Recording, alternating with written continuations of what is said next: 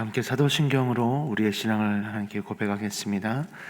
나는 전능하신 아버지 하나님 천지의 창조주를 믿습니다. 나는 그의 유일하신 아들 우리 주 예수 그리스도를 믿습니다. 그는 성령으로 잉태되어 동정녀 마리아에게서 나시고 본디오 빌라도에게 고난을 받아 십자가에 못 박혀 죽으시고 장사된 지 사흘 만에 죽은 자 가운데서 다시 살아나셨으며 하늘에 오르시어 전능하신 아버지 하나님 우편에 앉아 계시다가 거기로부터 살아있는 자와 죽은 자를 심판하러 오십니다. 나는 성령을 믿으며 거룩한 공교회와 성도의 교제와 죄를 용서받는 것과 몸의 부활과 영생을 믿습니다. 아멘. 우리 함께 찬송가 452장 함께 찬양하시겠습니다.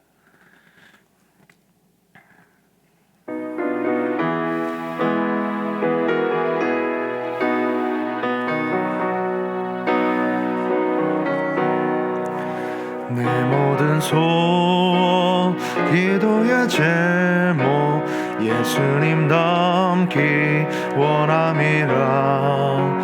예수님 형상 나 입기 위해 세상에 보화하기 전에 예수님 닮기 내가 원하네.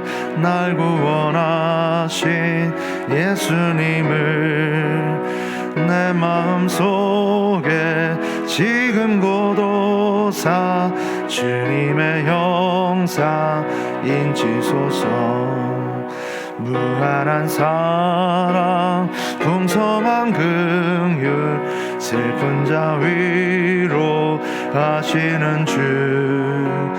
길 잃은 죄인 부르는 예수 그 형상 닮게 하옵소서. 예수님 닮기 내가 원하네.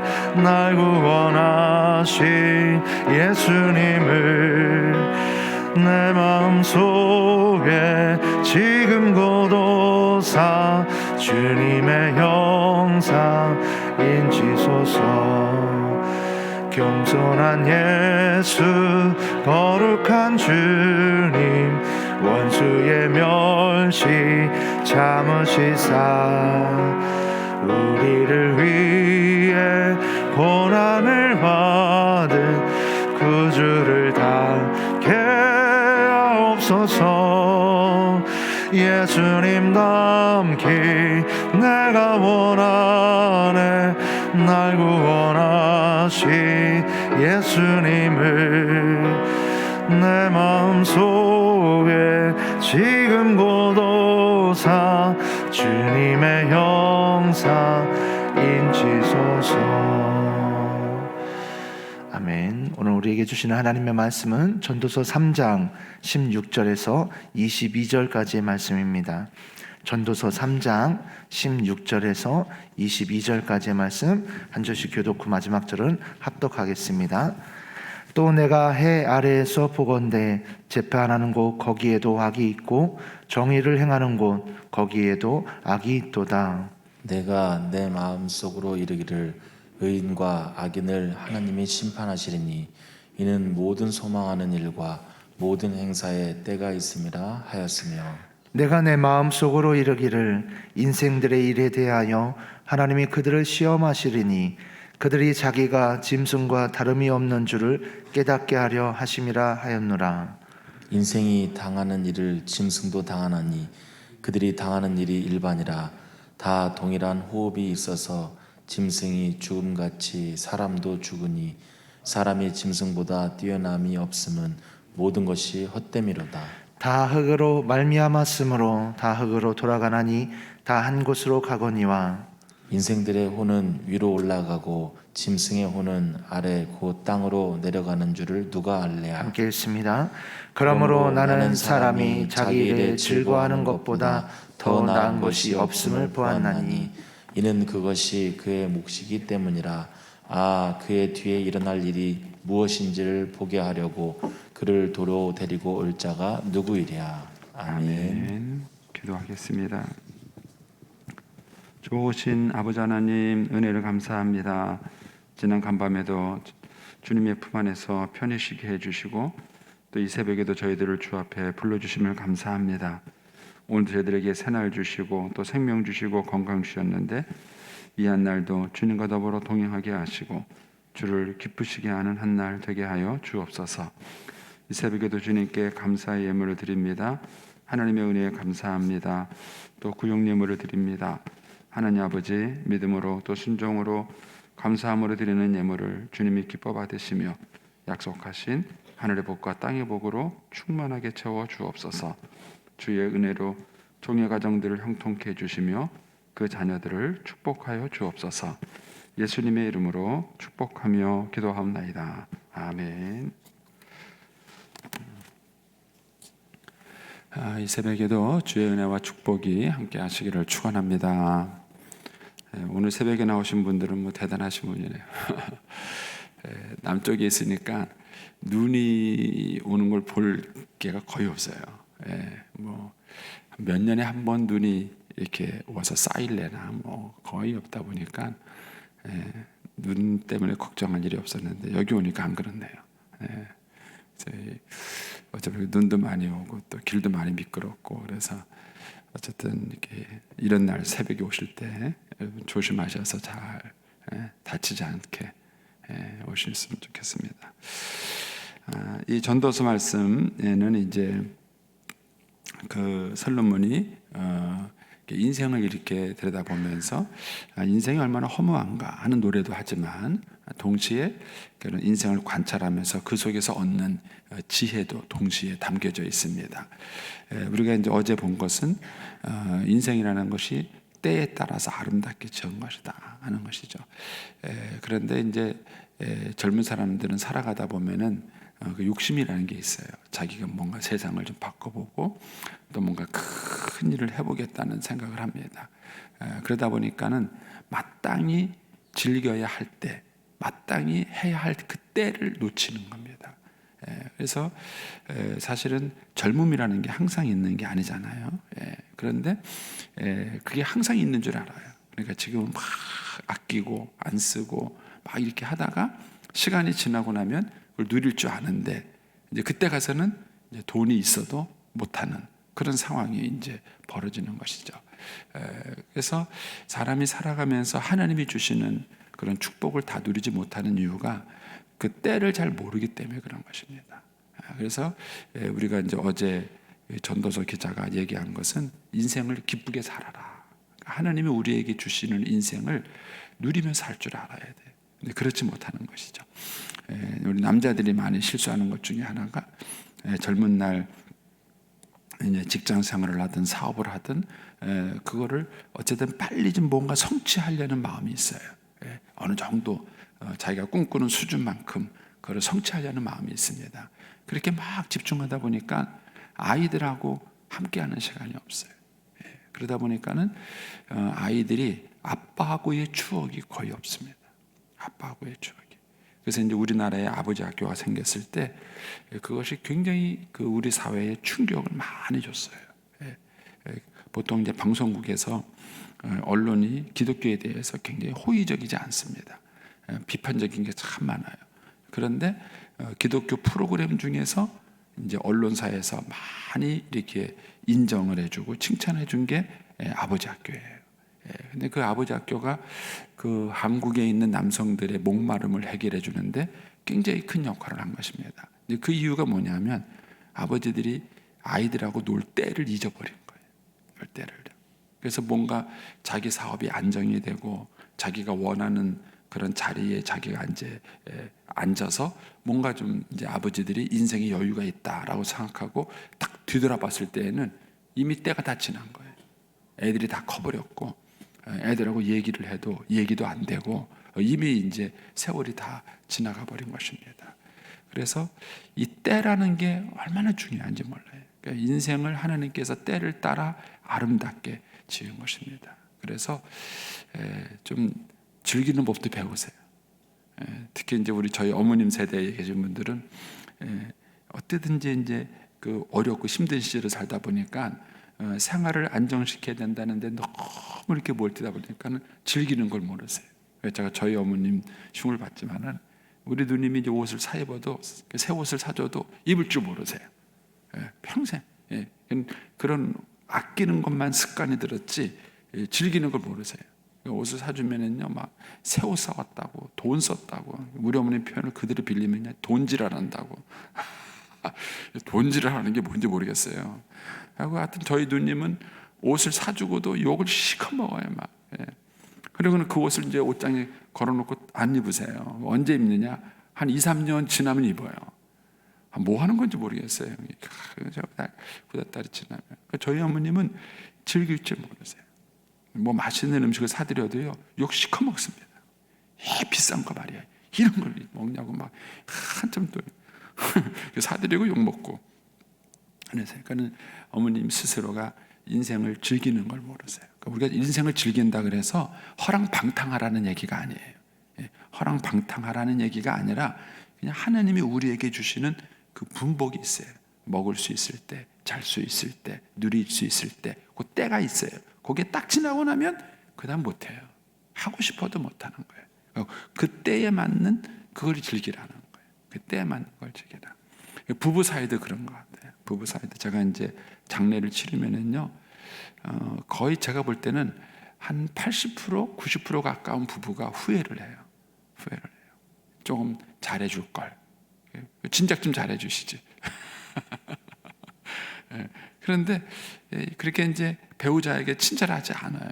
배우자에게 사람들이 좀 친절해주고 이렇게 말하면 좋은데 그렇게 안 했다가 이제 사별을 하고 나면은 막 후회가 되는 거예요. 그때 가서 막 후회가 되고 조금 더 잘해줄 걸, 조금 더 친절할 걸 이런 후회하는 이것이 인간이 가지고 있는 어리석음입니다. 두 번째가 이제 선을 베풀라라는 거예요. 내가 가지고 있는 것이 천년만년 갖고 있는 게 아니에요. 기회가 있을 때 베풀으셔야 돼요. 기회가 뭐 물질이든 뭐 시간이든 뭐든 하나님이 나에게 주신 기회가 있을 때 그거 열심히 베풀어야 돼요. 그렇지 않으면 그 베풀 수 있는 기회조차도 없어요. 없는 겁니다. 그래서 때에 맞는 시간을 살아간다는 게 그런 거다는 것이죠. 자, 오늘 이제 16절 말씀은 또 중요한 얘기가 하나 나옵니다. 또 내가 해 아래에서 보건대. 이 전도서에 보면은 해 아래에서라는 표현이 많이 나와요. 근데 이 해 아래에서라는 표현을 다르게 바꿔 보면은 하나님 없는 곳 이렇게 이해하시면 돼요. 그러니까는 해 위에는 저 하늘에는 하나님이 계신 곳이죠. 비유적으로 해 아래는 이제 비유적으로 하나님이 없는 것을 말하는 거예요. 이 전도서 기자가. 그래서 해 아래에서 이렇게 이런 표현이 많이 나오는데 해 아래에서 보면은 참 부당한 일이 많은 거예요. 여기서는 이제 뭐가 나오냐면은 16절에 또 내가 해 아래에서 보건대 재판하는 곳에 거기에도 악이 있고 정의를 향하는 곳 거기에도 악이 있도다. 참 말이 안 되잖아요. 재판장에서 악이 있으면 재판 뭐하러 해요? 재판 하나만 해요. 그런데 재판하는 게 악이 있어요. 그래서 저는 지금 우리나라도 이게 큰 문제가 바로 이거예요. 우리나라에 갈등이 생기면 갈등을 풀 곳이 없어요.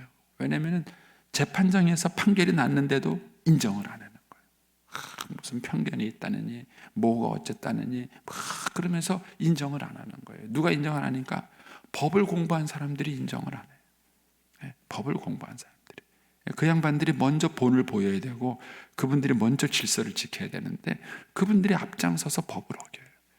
이것이 우리 사회에 굉장한 혼란을 갖고 옵니다. 그러니까 이제 젊은 애들이 권위를 인정하지 않습니다.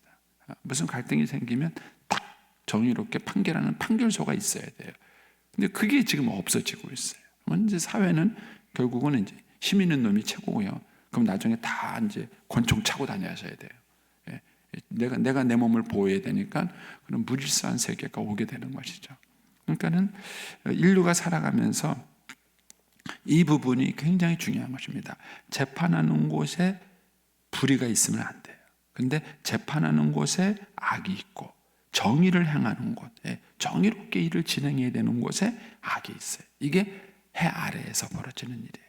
그리고 이거는요, 인류가 살아오는 동안에 지금까지 해결하지 못한 거예요.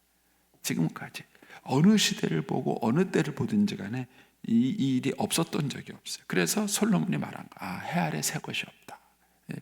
이런 법을 바꾸면요, 이 법만 바꾸면은 새 것이 있을 것 같아요. 그런데 법 바꿔놓으니까는요 똑같아요. 또 사람을 바꾸면, 요즘으로 말하면 정권을 바꾸면은 새로운 게 있을 것 같아요. 그래서 바꿔놓고 나니까 뭐예요? 또 똑같아요. 그래서 이것이 인간의 죄성이에요. 그래서 솔로몬이 해 아래 새 것이 없다. 인생이 헛되고 헛되니 헛되다. 이렇게 얘기를 한 거예요. 뭔가 세상을 바꿔보겠다고, 뭔가 세상을 새롭게 해보겠다고 사람들이 의욕을 가지고 막 하지만은 결국은 지내보고 나면은 새 것이 없는 거예요. 그 악이 그대로 재현이 되는 것이죠. 그래서 이 이제 전도서 기자가 이제 묵상을 하기 시작합니다. 그게 이제 17절에는 내가 마음속으로 이런 표현이 나와요. 내 마음속으로. 또 18절에 보면은 내가 내 마음속으로 이렇게 이제 표현이 나오는 겁니다. 여기서 이제 전도서 기자가 이런 허무한 세상에서 어떻게 이런 불의한 세상이 있는가 하는 그런 생활 속에서 이제 지켜보다가 17절에 내가 내 마음속에 이르기를 의인과 악인을 하나님이 심판하시리니 이는 모든 소망하는 일과 모든 행사에 때가 있음이라 하였으며 그랬습니다. 그러니까는 이 세상만 해 아래에 있는 것만 봐갖고는요 절대로 이 공의의 문제가 해결되지 않아요. 인생이 참 허무한 겁니다. 노력한 만큼 수고한 만큼 정의롭게 살아야 되는데 세상이 그렇게 정의롭지가 않은 거예요.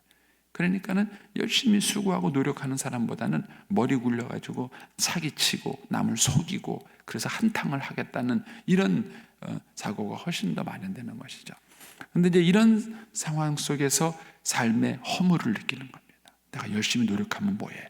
부모 잘 만나야 되는데, 빽이 있어야 되는데, 뭐 이런 식으로 사람들이 사고를 하면은 인생이 굉장히 허무해지는 겁니다. 그런데 이런 상황 속에서 우리에게 소망을 주는 게 뭐냐면은 의인과 악인을 심판하시는 하나님이 계시다는 겁니다. 우리 신자들에게는 이 믿음이 있는 거예요. 그러니까 하나님 없는 세상에서는 이 문제가 해결되지 않습니다. 그러나 하나님이 의인과 악인을 심판하신다는 겁니다. 그래서 반드시 하나님께서 공의를 드러내시고 선한 사람들을 보호하시고 축복하신다는 것이죠. 만약에 이 믿음이 없으면 인생은 정말 허무한 것입니다. 그런데 이 하나님이 이것을 어떻게 심판하시는가? 거기 보면 때가 있다는 거예요. 때. 하나님은 때에 맞게 이 일을 하시는 거예요. 이것이 우리를 힘들게 하는 거예요. 왜냐하면 이 하나님의 때와 내 때가 다르거든요. 내 때가. 나는 하나님 지금 이렇게 해줬으면 좋겠는데 하나님은 지금 하지 않으세요. 그거는 참 하나님의 신비예요.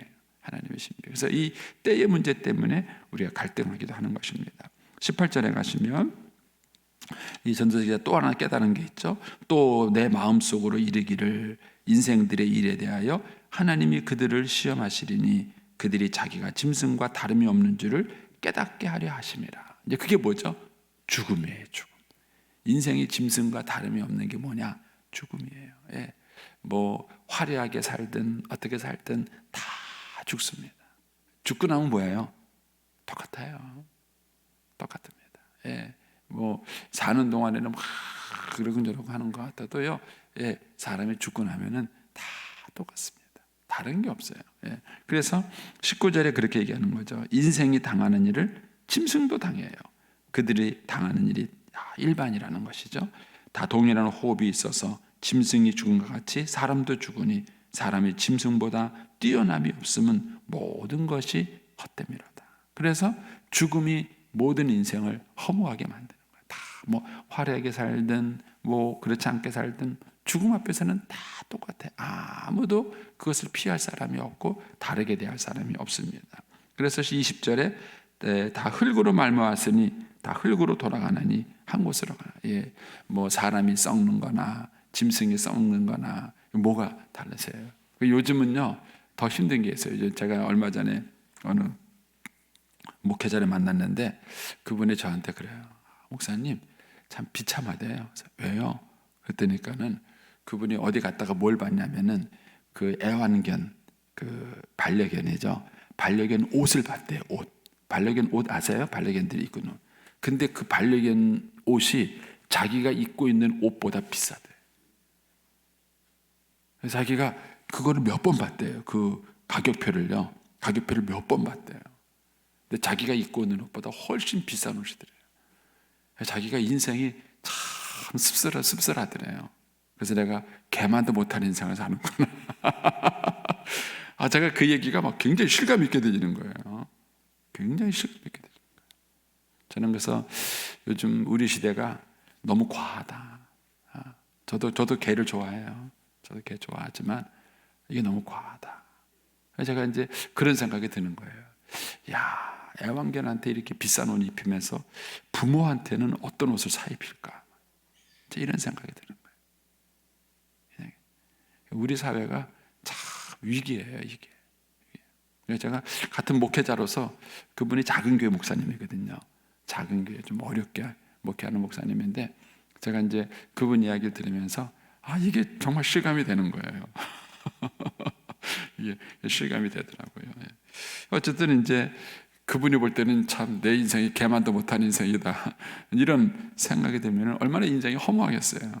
인생이 얼마나 허무합니까? 그러고 난 다음에 죽으면 똑같은 거예요. 뭐 개가 썩어서 흙이 되는 거나 사람이 썩어서 흙이 되는 거나 그게 뭐가 달라. 인생이라는 게 그렇게 돌아보면은 참 허무한 거예요. 허무한 것입니다. 그러면서 이제 21절에 이런 말이 있습니다. 인생들의 혼은 위로 올라가고 짐승의 혼은 아래 곧 땅으로 내려가는 줄 누가 알랴. 요거를 좀 더 리얼하게 번역한 게 우리말 성경이에요. 비교해서 들어보세요. 우리말 성경에 이렇게 번역했어요.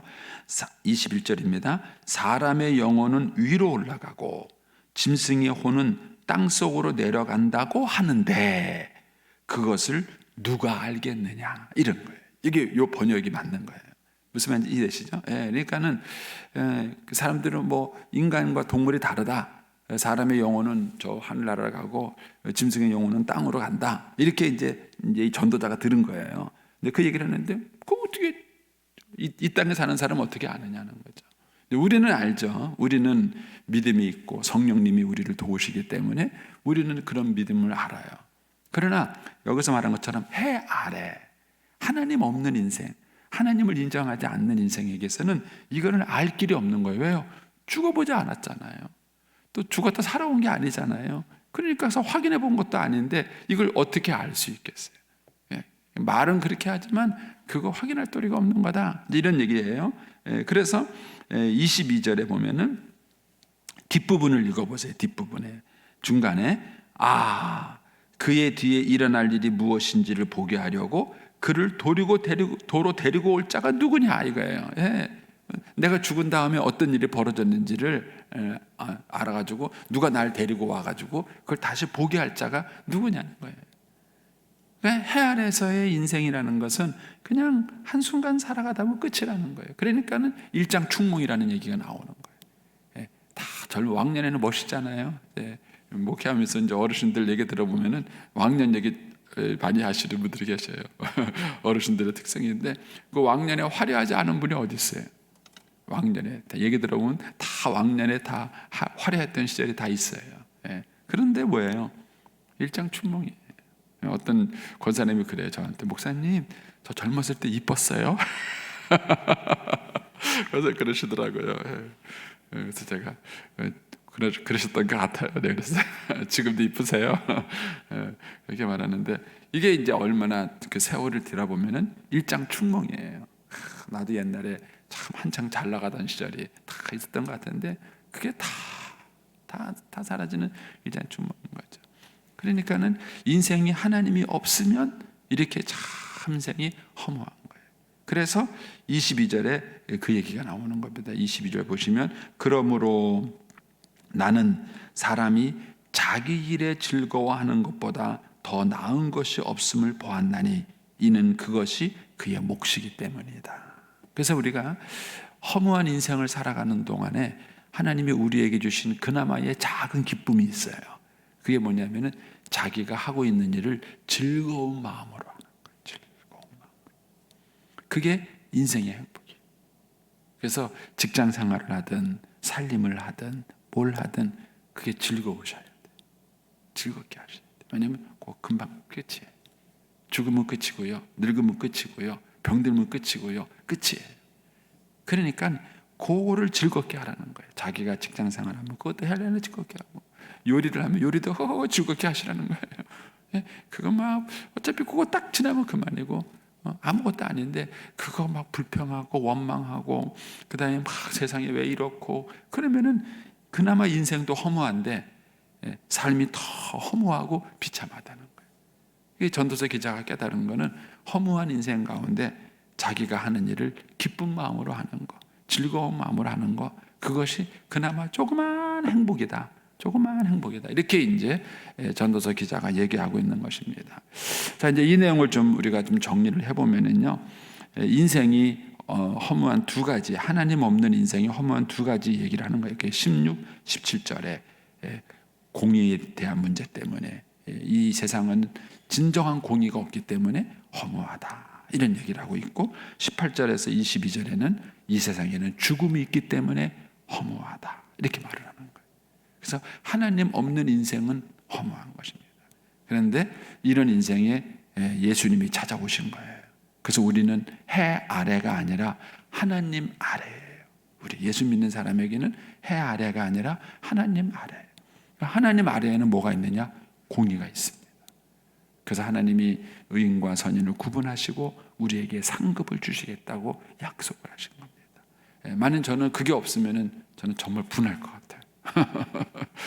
목사로서의 삶이 저는 정말 분해요. 해 아래에서는 분해요. 해 아래에서는 분한데 하나님 아래에서는 분한 게 아니에요. 그래서 우리가 하나님이 없으면 인생은 정말 허무한 것이죠. 그리고 이제 18절 이하의 죽음에 대한 문제도 마찬가지예요. 하나님 없으면 인간은 죽음을 극복할 만한 그 어떤 힘도 없어요. 너무 허무한 것이죠. 그러나 우리가 하나님이 계시기 때문에 또 우리에게 영생을 주시려고 오신 예수님이 계시기 때문에 우리가 이런 상황에서도 허무하지 않은 삶을 살게 되는 것입니다.